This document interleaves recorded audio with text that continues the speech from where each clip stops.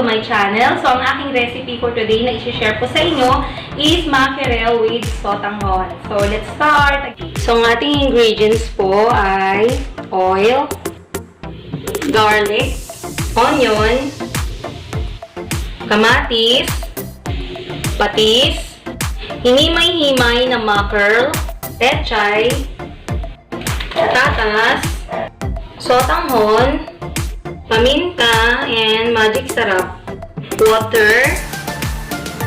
So, unahin na po natin yung mantika. Okay.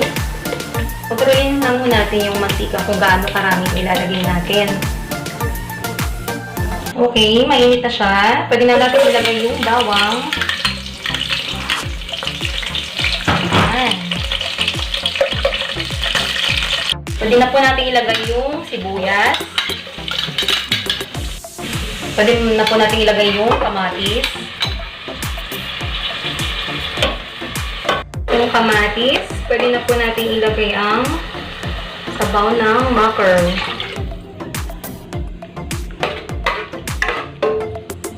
Okay, pakuluan po natin muna siya.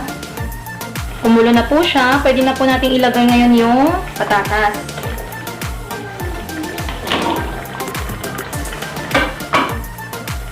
Okay.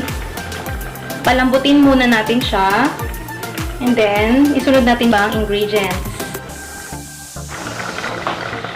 Luto na po yung patatas. Pwede na po natin ilagay ang mackerel.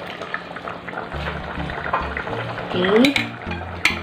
Kailangan ihuli natin ito banda bago yung pechay para hindi durog yung mackerel. Yan. Okay, lagyan na rin po natin siya ng patis and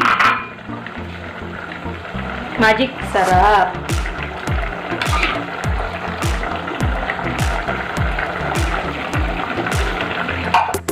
At konting paminta. Then, pwede na po natin isunod ang pechay.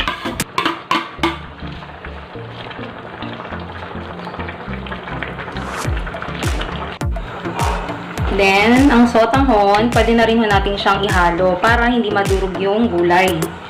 Kailangan bago natin ilagay yung sotanghon, bago tayo magluto, ibabad muna natin siya sa tubig para mas madaling maluto yung sotanghon. Okay, hintayin na lang natin, mga 5 minutes, pwede na po siya. Tikman po natin.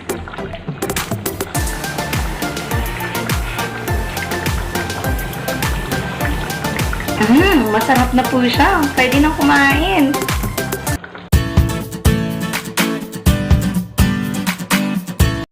Kung nagustuhan niyo po ang ating recipe for today, huwag niyo pong kalimutang mag-like, mag-share, and mag-comment below.